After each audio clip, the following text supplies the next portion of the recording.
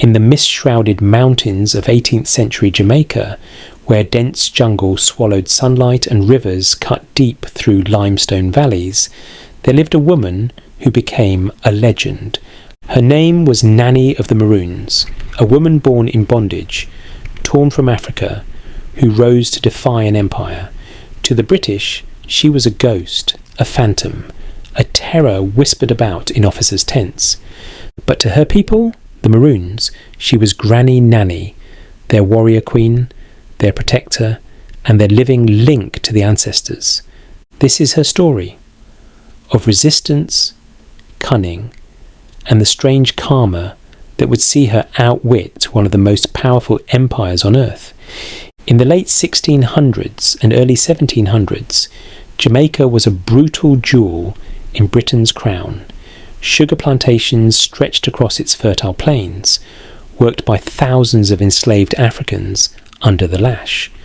But some fought back. The year was 1702, and Jamaica was a land of unbearable heat and sweet death. The sun seemed crueler here, pounding down on the endless fields of sugarcane that rolled like green waves across the horizon. For the enslaved Africans who toiled here, the fields were both their prison and their graveyard. By dawn, the conch shell would sound, a sharp, haunting cry that cut through the humid air.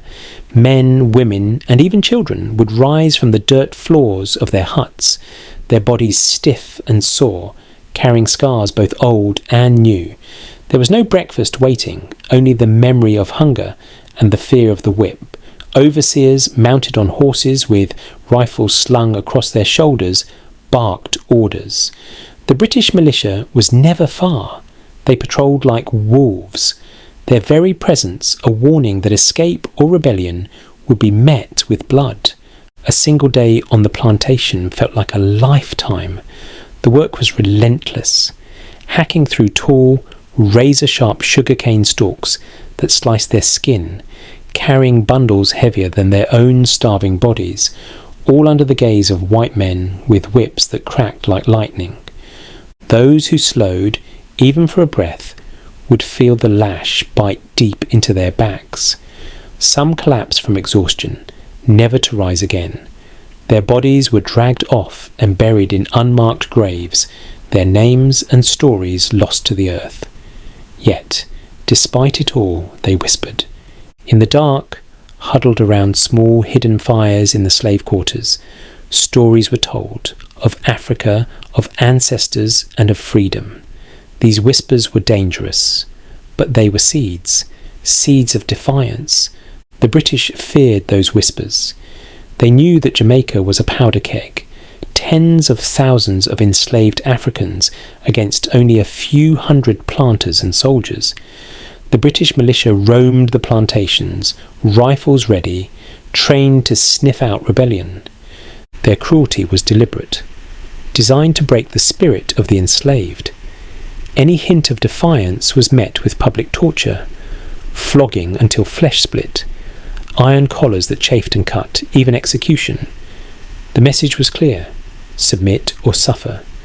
But suffering had already become life, and from that suffering grew something dangerous: resolve. Among the enslaved were those who refused to be broken. They worked silently by day, but at night they slipped into the dense forests and rugged mountains of Jamaica's interior. The land was wild and unforgiving, perfect for hiding. These escapees became the first Maroons. From the earliest days of colonization, enslaved Africans fled to the mountains, joining with the few remaining indigenous Taino people. They became the Maroons, fierce guerrilla fighters who built hidden villages in Jamaica's interior, high in the Blue Mountains, where British soldiers dared not go. They were skilled in survival, taught by both memory and necessity. They learned the land's secrets, where the rivers ran, which plants healed wounds, and how to move unseen. Many were warriors back in Africa. Their spirits had not been crushed, only chained. Now in freedom, they sharpened their old skills, building weapons from stolen tools, and creating villages deep in the hills. From their mountain strongholds, they struck back. They raided plantations in the dead of night, freeing the enslaved and burning cane fields, a direct strike against the British economy. For those still trapped on the plantations, life became a war between despair and hope. Every swing of the machete brought blistered hands. Every night, bodies ached so badly that sleep was a mercy. The sound of the overseer's whip haunted their dreams. Yet they clung to hope. They sang in the fields, songs that carried hidden meanings, songs of home, songs that plotted escape. Each melody was both a prayer and a plan. Some whispered of Cudjoe, the fierce Maroon leader who led daring attacks against British troops. Others told of hidden paths through the Blue Mountains, where the Maroons lived free and untouchable. By the 1720s, British troops and their local militias launched campaign after campaign into the mountains, determined to crush the Maroons. But the Maroons fought with cunning and ferocity, using guerrilla tactics that the rigid British soldiers could not match. In time, the British came to fear them. The plantations were bleeding profits. Every raid meant fewer workers, less sugar, less wealth flowing back to London. The resistance born from the brutal life of the enslaved was working. The enslaved Africans of Jamaica were never mere victims. They were survivors and warriors. From the sugar fields soaked with sweat and blood, they birthed a rebellion that no whip could silence. By the mid-1700s, the Maroons had carved out their own autonomous communities. Treaties would eventually be signed, recognising their freedom, an unthinkable victory in a world built on slavery. And so it was that from the endless toil of the plantations, from the screams under the lash and the hunger in their bellies, rose the first Maroons, a people who refused to bend, whose very existence became a living act of defiance against the British Empire. It was in this crucible of resistance that Nanny rose. Born in what is now Ghana, among the Asante people, known for their warrior traditions, Nanny was captured and sold into slavery, but she escaped, joining the Maroons. There, her leadership was undeniable.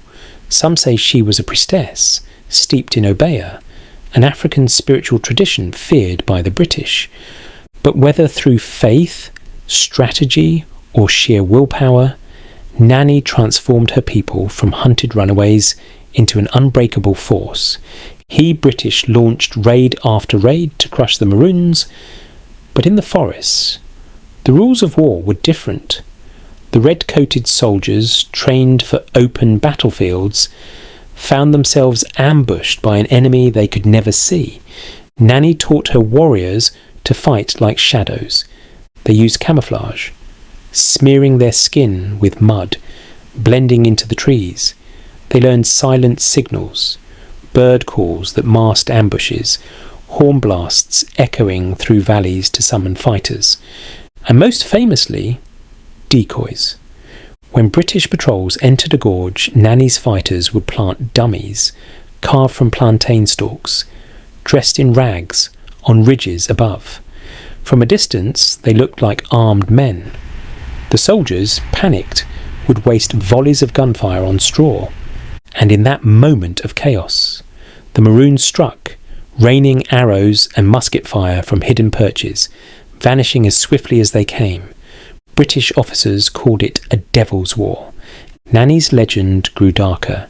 They say Queen Nanny of the Maroons, the Obeah woman, the guerrilla queen, once stood before the British and caught a bullet with her bottom. It sounds absurd, impossible, but this story, half history, half myth, reveals how fear and faith helped Nanny outsmart one of the greatest empires on earth. It was the early 1730s. The British Army had marched deep into the Blue Mountains, determined to crush the Maroons once and for all. But every step was hell. Thick jungle swallowed their formations. Mosquitoes swarmed.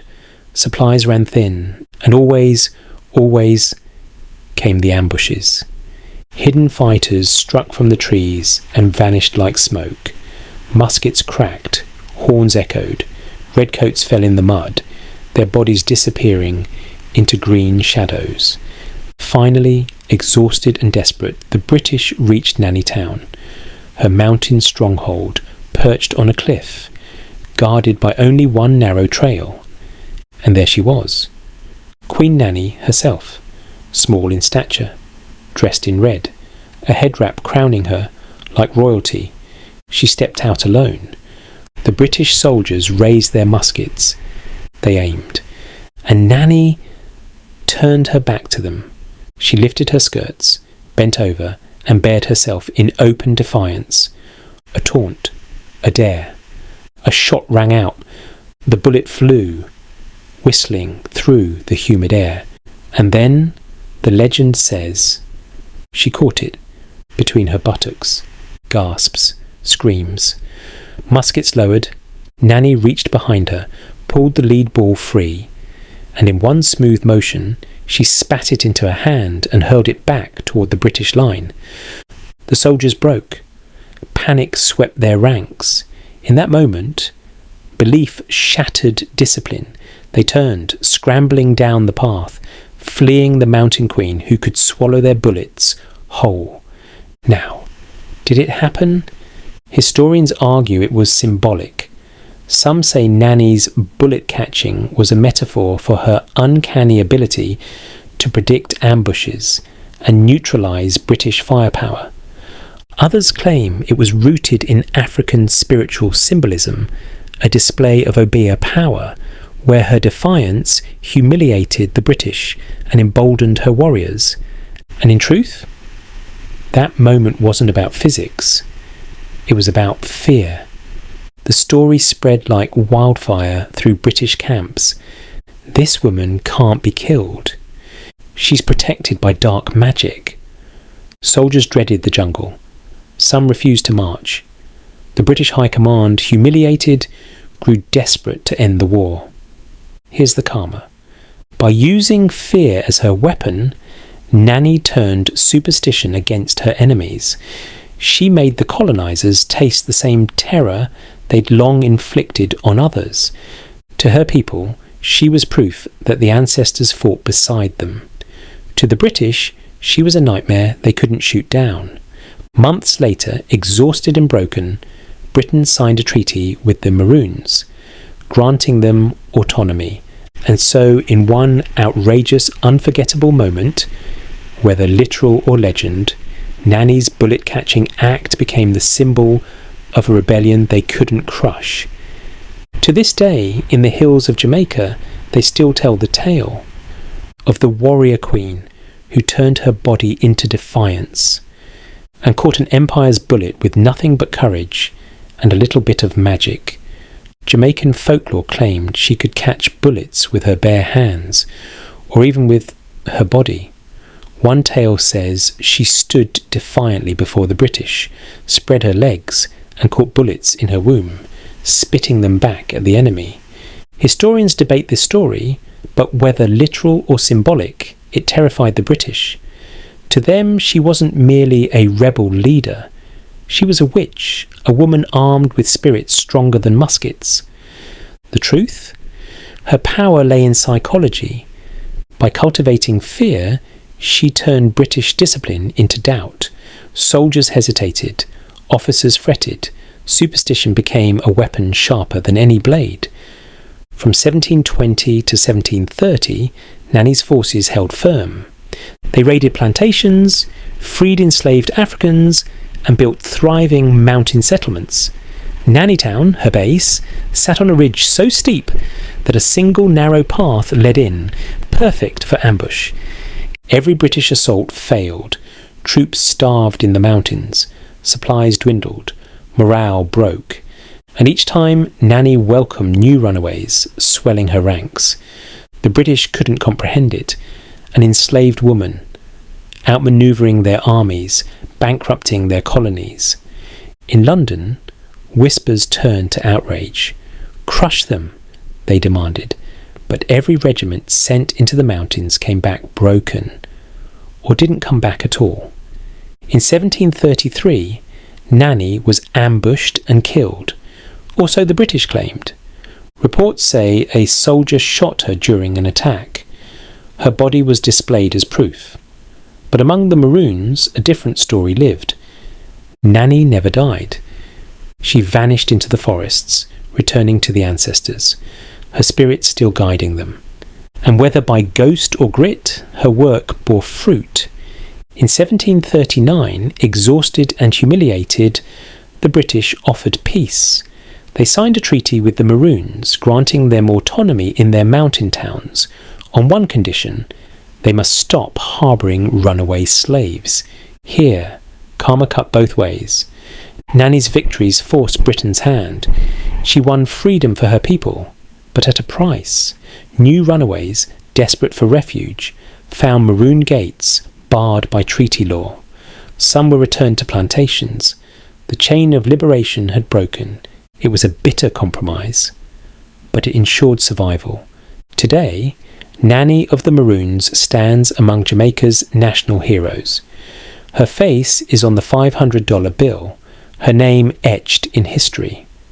Her guerrilla tactics are studied in military academies worldwide. Her defiance inspired revolts across the Caribbean, and her legend, bullet catcher, spirit queen, mother of freedom, remains a cornerstone of Jamaican identity. Karma followed her story. She struck terror into the British, and they bled for their cruelty. She freed her people and secured them land the British could never reclaim. But her bargain forced the Maroons to choose survival over solidarity, leaving a wound in the tale of resistance. Yet in the mountains of Jamaica, where mist curls around green ridges and rivers roar through hidden gorges, her name is still whispered with reverence. Queen Nanny, the obeyer woman, the bullet catcher, a woman who turned the whip against the hand that held it, and carved freedom from empire with nothing but cunning, courage, and unbreakable will. When you hear the wind through the blue mountains, they say it's her, watching, waiting, a reminder that no empire, no army, no king could ever conquer a queen of the hills.